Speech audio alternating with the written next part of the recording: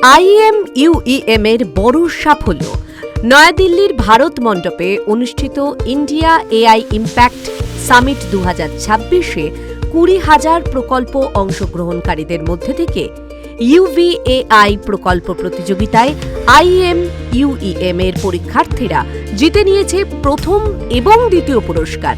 ফলে 2026 সালের বিশ্বের এই বৃহত্তম এআই সামিটের দুটি পুরস্কারই UEM কলকাতার ঝুলিতে।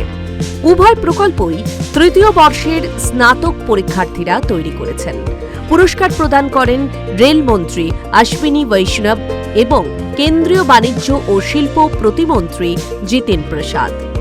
প্রথম পুরস্কার দেওয়া হয় early forest fire detection and communication সিস্টেমকে, বা রিয়েল টাইম বনের আগুন শনাক্তকরণ এবং পরিবেশগত ক্ষতি এবং ক্ষয়ক্ষতি কমাতে দ্রুত জরুরি যোগাযোগের জন্য ডিজাইন করা একটি এআই সক্ষম সমাধান। AEMUEM গ্রুপের উদ্ভাবন ও উদ্যোক্তা উন্নয়ন কেন্দ্র IEDCর ফলাফল এটি, যা স্নাতক স্তরে গবেষণাচালিত উদ্ভাবনের প্রতি প্রতিষ্ঠানের প্রতিশ্রুতি প্রতিফলিত করে। পুরস্কার পেয়ে স্বভাবতই খুশি IMUEM কর্তৃপক্ষ থেকে শিক্ষার্থীরা। Kolkata television network.